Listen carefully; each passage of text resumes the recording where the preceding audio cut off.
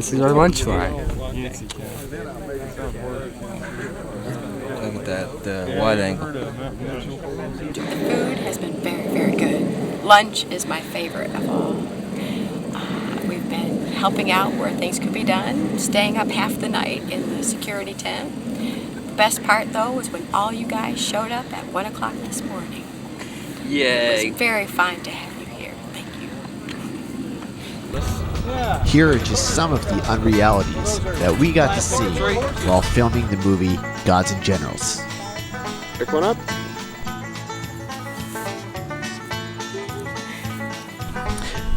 Being on the set to a movie is an incredible experience. It's a perspective that one never gets while sitting in the cinema eating popcorn.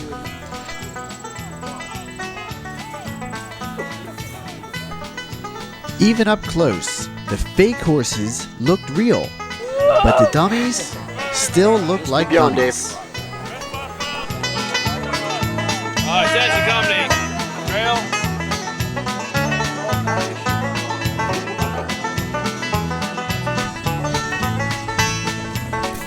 The props were so lifelike that it was sometimes bizarre to see how they were stored. Big guns.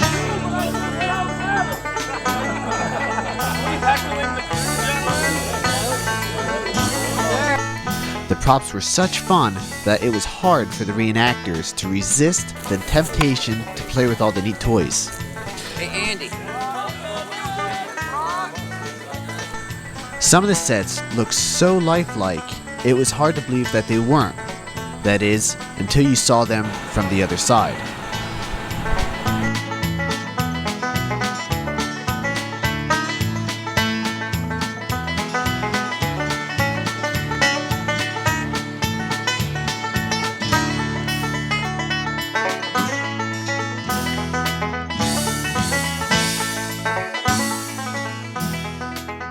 Just the other day we did a scene at the Guinea Railroad Station, and it was an incredible set. They had a train come down the tracks and the whole 9 yards. It really was amazing. So between that and the Chancellor House and some of these other sets, you've gotten to do a lot of things I don't get to do at a reenactment.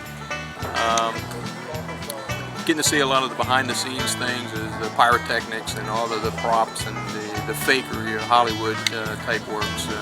Was very exciting, and trying to see how everything works in movies.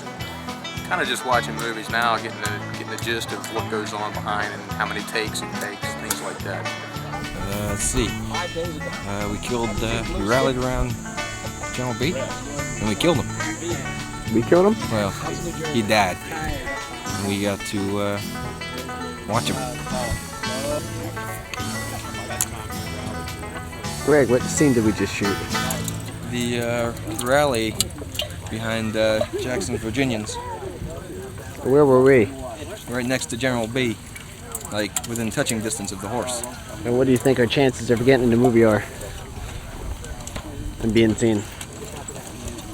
Improving. The scene we shot was from 1st Manassas, the taking of Ricketts Battery. The Confederate Army has the Federals on the run. It took us a day and a half to do about 15 seconds of running through a battery. That's what we did. I'm sorry, we're doing Rhodes Division coming out of the woods to surprise the Federals. Hunting rabbits? Where the rabbits at? Be very quiet. I'm hunting a Federal. Alright, see this? I've been selected as an elite soldier for this next scene. I have 2 rifles that I pick up as I'm running. As I'm running, one in each hand, I fire them into a line of Federals. About 6 Federals drop when I fire these 2 rifles. I keep going with bayonets to go through 2 more and slap one across the face before I finally capture their flag. It'll be an intense action scene that's sure to be in the movie. we got to pretend we were like Federals at a reenactment. You know how you fire, the Confederates fire, and they never take any hits? Well, that was us yesterday. Because they fired a high volley over. Yeah, they fired a volley right over our heads. It got our commander, but they get us. None of us fell. And then we got up and just decimated their entire line. And then just got to do a nice bayonet charge right through them. Down the hill. And I guess chase them back to Washington. It was great. So you'll see it in the movie, but we won't be in it. But we're not going to be in it. It's an awesome scene. And Randy, he was like a front runner. Yeah. Of course, he was like overexcited and didn't listen to orders and went ahead and did it anyway. Right. But yeah, probably. So hopefully we won't do as much running as we did yesterday. But you never know. This is Hollywood, so we could be running all day long again. Well, we just got finished getting our butts kicked up and down a hill. We were chasing the Federals, we were the Confederates chasing the Federals through their camps and out the other side, down a hill, up a hill, through the woods, over the river, and through the dell. Grandmother's house. Cut. Places, everybody, let's do it again. So we went back to the beginning, did it all over again, did it 5 times, cut, had lunch, came back, did the same thing twice more from a different angle, and then we decided to call it quits because we were dead. And the guys figured we must have ran 50 miles today, and I have to agree. We ran, and we ran, and we ran. And we ran. And then we ran again. Yep. Good. Let's speak up. Okay, the one thing that comes to mind, the thing I will always remember about Guns and Generals weekend is how much running we did. I don't think I've run this much in the last 5 years, all put together, as we run in these scenes. And I don't know how that's going to show up on a film with all this running around. Alright. Well, we just got done doing reshooting the route, and it was the biggest cluster I've ever been a part of. We're behind the camera, and they want us to they want us to fall in behind the rest of the battalion and then come back out, but they didn't tell us that they were going to start at the double quick. And then all of a sudden, action and march, and everybody's running, and we got to run, catch up with them. Cluster. That's my choice phrase for that last shoot. Okay.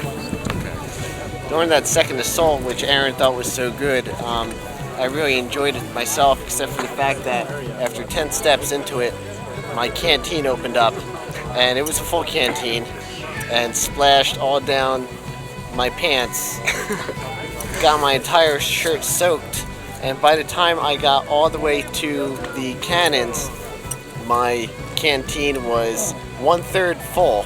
Lee Peter's pants. And 2/3 on Lee. and it cooled me down, but it must have looked very silly on camera. What was in the canteen? Yeah, I'm sure that's. I'm sick of running. I don't want to run anymore. And I'm just laughing. Because I don't got nothing left up here after those runs.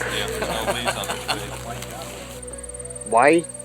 Remind me, why did we stay after lunch? Because we ain't got nothing better to do. You got to be at work at 5 a.m. tomorrow morning. God bless you. I got a 4.5-hour drive to get home. Then tomorrow I got to go in my little brown truck with about 350 packages and deliver them. But that's How come nothing. you ain't racing that big brown truck? That's right. That's nothing compared to the magnitude of this event here. We are rewriting history, literally. They didn't do it right the first time. We're going to do it right this time. According to Monsieur Director. So, why are we doing this again? Give me the clip notes. I haven't figured that out yet. I'm just rambling on and on until I come up with a good response. I think the heat's killed a lot of brain cells in my head. That's probably why we're doing this again. Thanks, Dave. Okay. Dave? Honesty, right from the lips of Jackson. What do you say on the matter? What do I say on the matter? There's only one reason to be out here. Foolish enough to be out here. That's to honor those men that did it. There's no other reason to do anything this foolish. Now that's a good answer. I wish I'd have thought of that. What he said. Goes for me, huh? That is bottom line. It's time to fall in. Did you hear that? Fall in. They said rest. 30 seconds ago. Now it's fall in. I'm not wearing a wool uniform.